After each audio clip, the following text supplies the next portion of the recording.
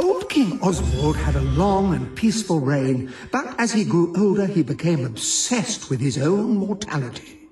Actually, at first he was obsessed with someone else's mortality, but then he switched to his own. He had heard the legends of the fabled elixir of immortality and the fables of the legendary secret of the ages, so he summoned many knights of the realm and commanded them to go forth and search for the key to eternal life.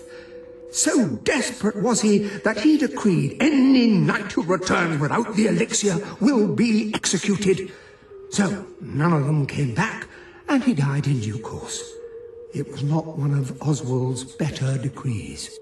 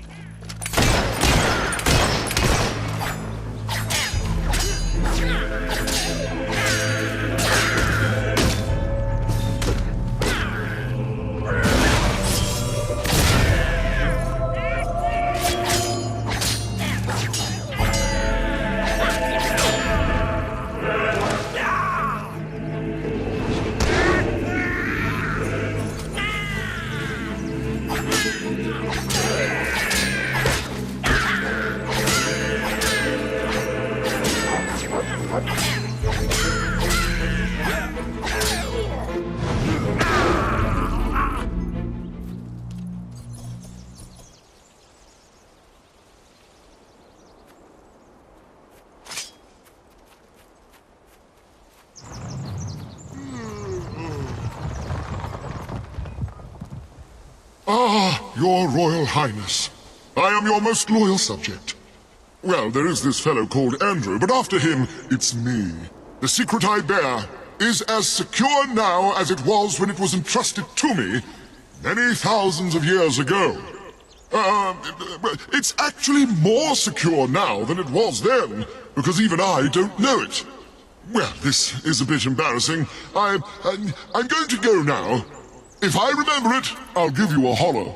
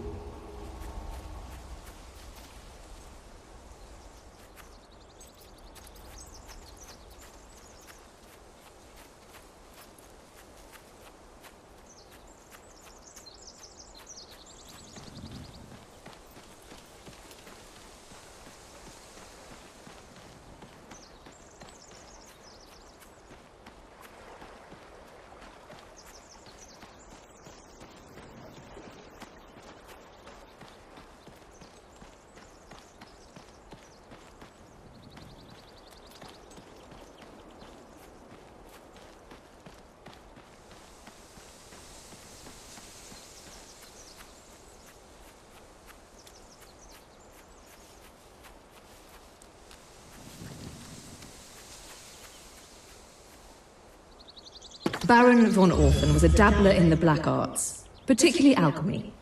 As a young nobleman, he applied a sample of his own blood, mixed with various alchemical substances, to a mandrake root, and created a small, diminutive version of himself, a homunculus. It was his dark aim that this creation would become a vessel for any ailment or malady which would otherwise plague the Baron himself. From that day forward, Baron von Orphan suffered no disease, no wound, no wart, nary any affliction at all. Thus it was that the Baron lived well past the age of 80, until one day he accidentally knocked the homunculus into an alembic of powerful acid. There it promptly dissolved, and the horrified Baron, seeing this, steeled himself for the worst, but was fine. Turns out he just had a really amazing constitution.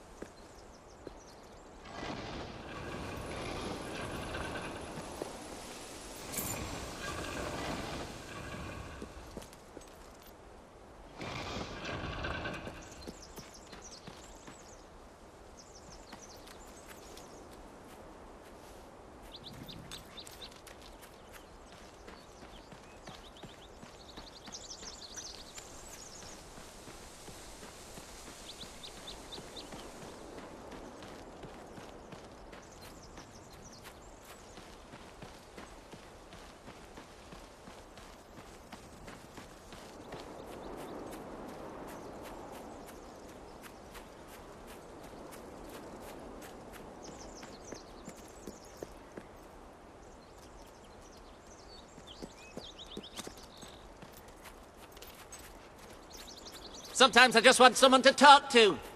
And sometimes I want someone to kick in the crotch.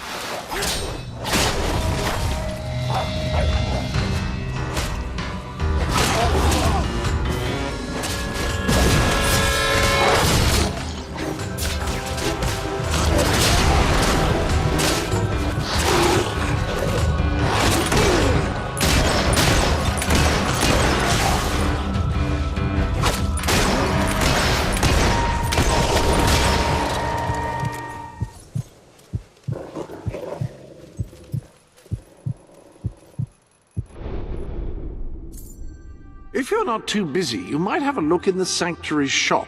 I believe something new has been added. Fancy a bit of counting, do you?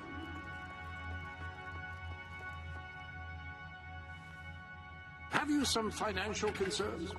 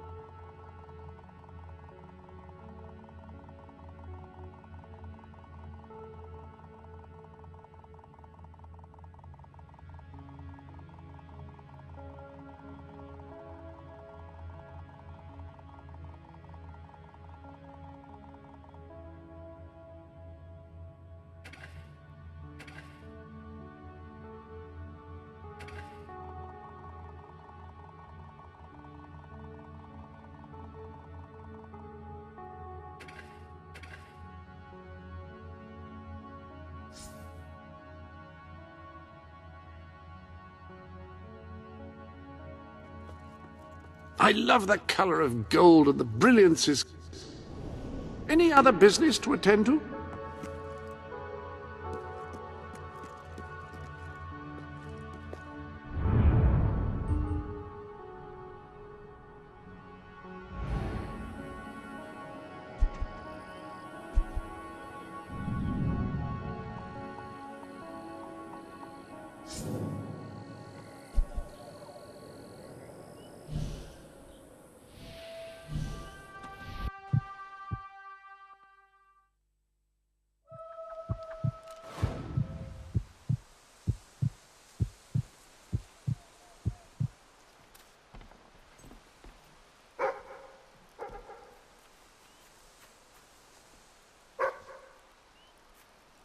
People's Prince.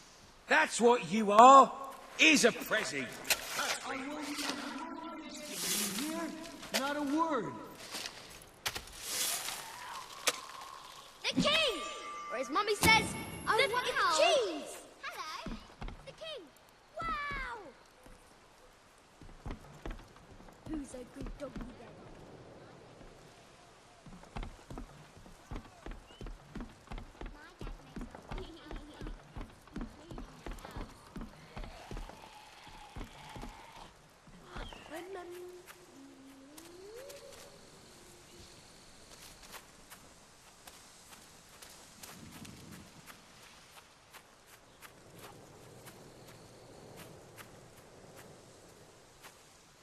The first core principle of our economic theory can be summarized thusly.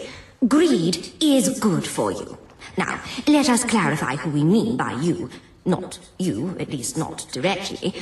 Greed is directly good for the government, because the more you spend to acquire material possessions, feed your family, etc., the stronger the economy becomes, and the more the government earns in taxes. A strong economy coupled with a strong government creates an environment in which progress is limitless, and virtually anything is possible. And therein lies the indirect benefit of your greed. Of course, given your greediness, in all likelihood you will not survive long enough to benefit from society's affluence, being grossly overweight yourself. But think of your children. Yes, they will be predisposed to obesity and an early death just as you were, but their short lives will be far more luxurious than yours. Which brings us to the second core principle. Quality is more important than quantity.